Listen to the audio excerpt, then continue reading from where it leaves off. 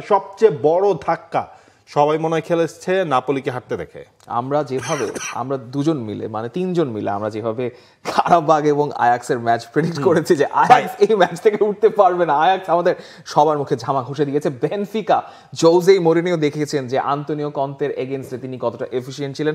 নাপোলির এই পারফরমেন্স আবারও আমাদেরকে একই কথা বলছে যে আন্তোনিও কন্তে তিনি তার লিগের পারফরমেন্সে যতই ভালো করুন না কেন, চ্যাম্পিয়ন্স লিগে এসে এই দলটা কিভাবে যেন খেয়ে হারিয়ে ফেলে। একই ঘটনা আমরা দেখছি ইউভেন্তুস গতকালকে জয় পেয়েছে 2-0 গোলে, একটা ক্লিন শিট রাখতে পেরেছে পাফোসের এগেইনস্টে। আমরা এবার ফাইনালি একটু ফলাফলগুলো দেখতে পারি। ভিয়ারিয়াল কোপেনহেগেন ভিয়ারিয়ালের মাঠে সেরামিকাতে গিয়ে কোপেনহেগেন হারিয়ে এসছে ভিয়ারিয়ালকে। Big match performance. কারাবাগ প্রথমে এগিয়ে থাকলেও আয়াক্স ম্যাচটা ঘুরিয়ে ফেলেছে 4-2 গোলে জিতে। লেভারকুজেন নিউক্যাসলের ম্যাচে বেশ মজা হয়েছে, যদিও আমি দাবি করবো না ম্যাচটা আমি সরাসরি দেখেছি। লেভারকুজেনের ফর্মটা দেখুন, তারা হচ্ছে কি আপনার লাস্ট রাউন্ডে হারলো ম্যানচেস্টার সিটিকে।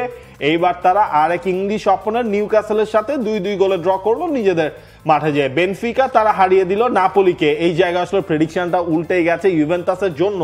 মানে ওই ড্র মাস্টাররা হচ্ছে কি আপনারা সেই ড্রয়ের জুজু থেকে তারা বের হয়েছে। সিরিয়াতেও দেখছি আমরা ইউভেন্টাস তারা ম্যাচ জয়ের একটা মোমেন্টাম তারা পেয়ে গেছে। অন্যদিকে ডর্টমুন্ড তারা বোদো গ্লিমটের সাথে ড্র করেছে 2-2 গোলে। 2 হলুদের খেলা ছিল বোদো এবং ডর্টমুন্ড। তারা সোশ্যাল মিডিয়াতে একটা বেশ ভালো মিম পোস্ট করেছিল, কিন্তু ডর্টমুন্ড ম্যাচটা তারা কন্টিনিউ রাখতে পারে নাই। বোদো গ্লিমট পরে গোল করে ম্যাচটা ড্র করেছে। বোদোর জন্য ভালো performance.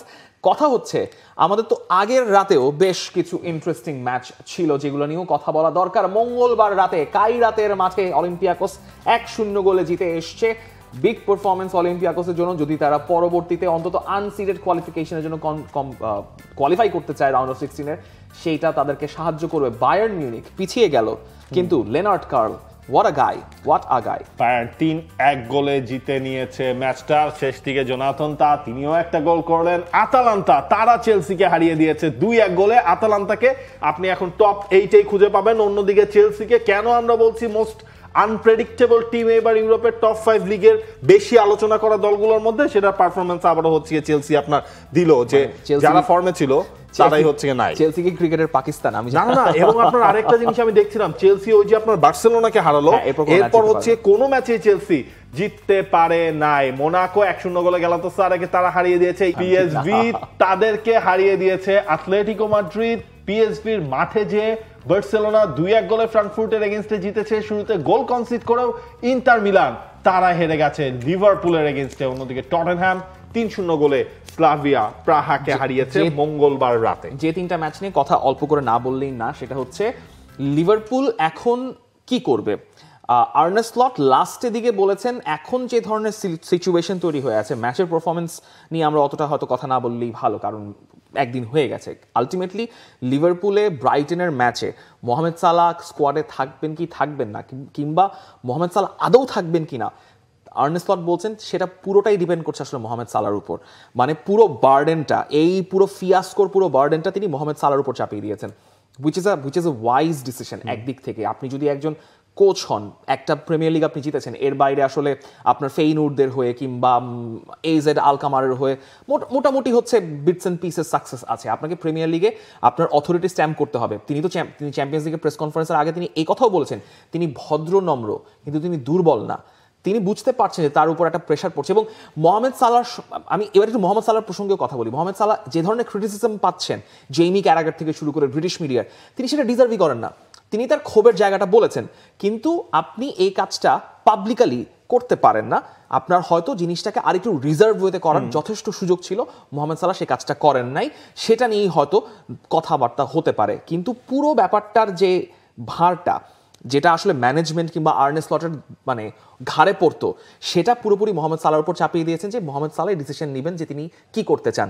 It's very clear and simple. Mohamed সালাহর জন্য এখন হচ্ছে বেছে নিতে হবে যে তিনি লিভারপুলে বাকি সময়টা থাকতে চান, নাকি বড় কোনো মানি অফার আসলে সেটা সৌদি আরব থেকে হোক, মানে সৌদি আরব তার প্রতি ইন্টারেস্টেড, এমন খবরও আসলে আমরা জানছি। এবং এই জায়গাটায় আপনি যদি খেয়াল করেন, লিভারপুল কিন্তু এই ম্যাচটা ইন্টার মিলানের মাঠে যে খেলা, অনেক প্রেশারের মধ্যে থেকে তারা সান সিরোতে খেলতে নেমেছিল।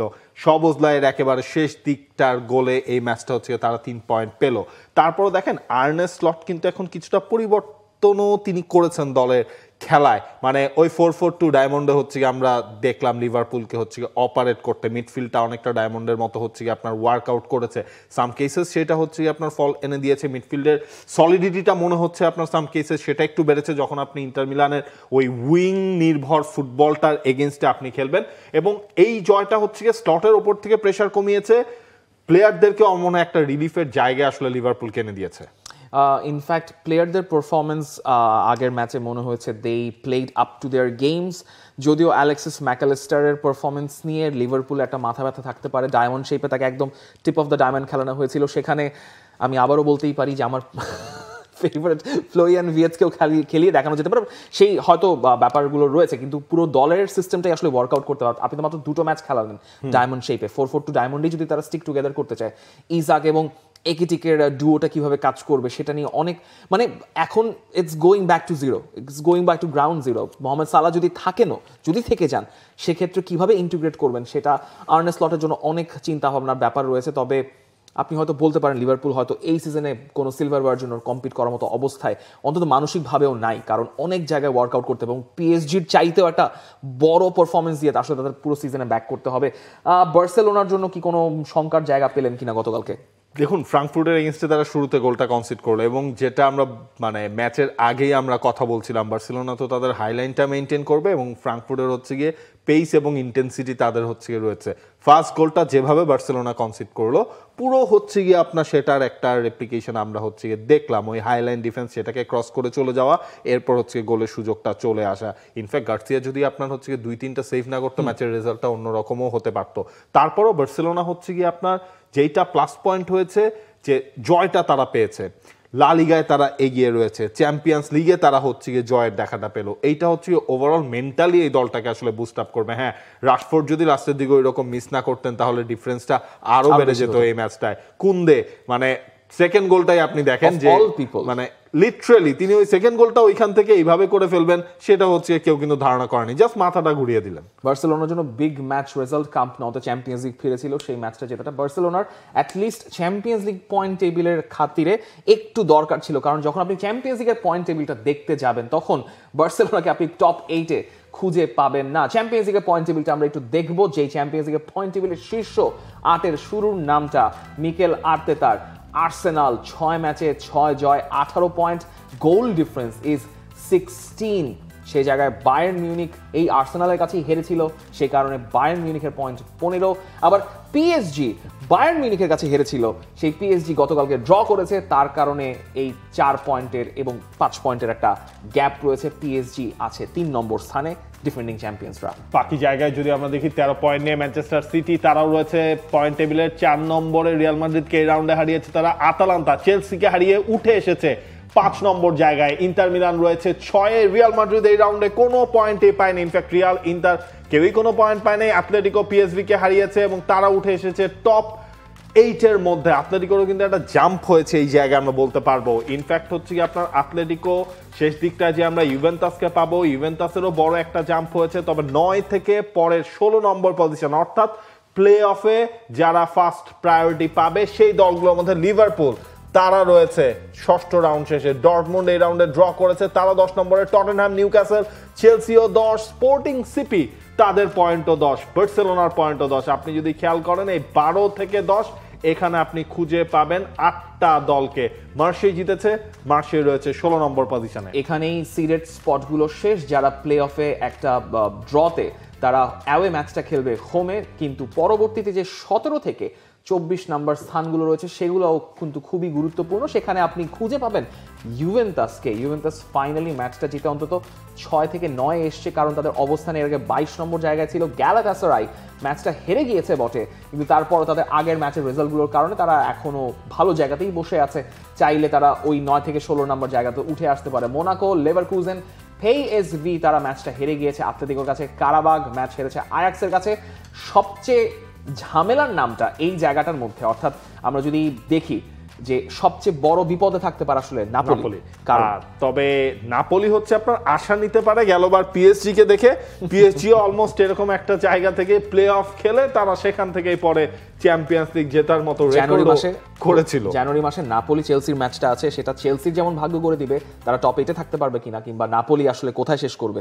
এই নাপোলি চেলসির ম্যাচটা অনেক বেশি গুরুত্বপূর্ণ। তারপর যারা রেলিগেটেড দলগুলোর নামগুলো আসলে আমরা দেখাচ্ছি না, অনেকগুলো জায়গা তাদের রয়েছে। সেখানে হচ্ছে আমাদেরকে এবার অবাক করেছে, আয়াক্স এর পয়েন্ট ছিল একেবারে শূন্য, আয়াক্স সেখান থেকে একটা জাম্প দিয়েছে, এক্স্যাক্টলি। তো ওই দলগুলোর মধ্যে আসলে অলমোস্ট তাদের জন্য এই জায়গাটা খুবই টাফ হয়ে যাচ্ছে, কাইরাত সহ বাকি যারা যারা রয়েছে। এবার আমরা একটু চলে আসি প্রতিটা ম্যাচ ডের সময় আমরা তো প্রেডিকশন নিয়ে কথাবার্তা বলি, আমাদের একটা প্রেডিকশন রেসও আসলে চলছে। প্রেডিকশন ষষ্ঠ রাউন্ডে কার কত পয়েন্ট যুক্ত হলো সেটা যদি একটু দেখে নি। ওয়াও, আমি আবারও 1 নম্বরে রয়েছি।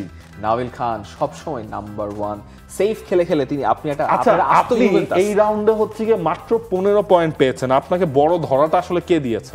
আমাকে বড় ধরাটা দিয়েছে লিভারপুল, বড় ধরাটা দিয়েছে আতলেতিকো মাদ্রিদ বলবো, এবং আয়াক্স। অবশ্যই আতলেতিকো মাদ্রিদের রেজাল্ট আমরা সবাই প্রেডিক্ট করেছিলাম, আপনারা প্রেডিক্ট করেছিলেন যে আতলেতিকো মাদ্রিদ জিতবে, কিন্তু আমি বলেছিলাম যে আতলেতিকো মাদ্রিদ হেরে যাবে। সেটার কারণে একটা বড় ধরা আমাকে খেতে হয়েছে। আমি কখনো পরীক্ষায় ফেল করি নাই, 0.5 নাম্বারের জন্য একবার আমি স্কুলে বেঁচে গিয়েছিলাম, কিন্তু এইবার আমি একদম নির্ঘাত ফেল, নির্ঘাত। তবে আপনি এবং রিফাত মাসুদ আপনাদের পয়েন্ট হচ্ছে গিয়ে সমান। রিফাত পেছন থেকে হচ্ছে গিয়ে জাম্প দিয়েছে এই রাউন্ডে, একটা 15 পয়েন্টের একটা গ্যাপ, 15 পয়েন্টের যে একটা গ্যাপ ছিল সেটা হচ্ছে গিয়ে সমান হয়ে গেছে। এবং ভাই আমার কথা একটু বলেন যে 275 পয়েন্ট নিয়ে টপে আছি ষষ্ঠ রাউন্ড শেষে। 275 লিডার বোর্ডে, আপনি একজন লিডার, এটা আমরা দুজনেই মেনে নিয়েছি। সো সেটাই হচ্ছে দেখার বিষয়। কিন্তু আপনাদের জন্য একটা হালকা আঁচ দিয়ে রাখি যে পরবর্তী রাউন্ড অফ 16 কোয়ালিফিকেশন এবং আসল রাউন্ড অফ 16 থেকে যখন শুরু হবে তখন আরো কিছু বিনোদন এবং মজার কিছু জিনিসপত্র অ্যাড হবে। তখন এত তখন হচ্ছে গিয়ে তখন যেহেতু আপনার ম্যাচ হচ্ছে গিয়ে কমে যাবে এবং তখন ড্রয়ের হচ্ছে ফ্যাক্টর এগুলো আসলে নতুন করে চলে আসবে। For more updates, subscribe to our YouTube channel and click on the bell icon. Follow us on Facebook and Instagram. Download T-Sports app to enjoy exciting games and highlights. Visit tsports.com.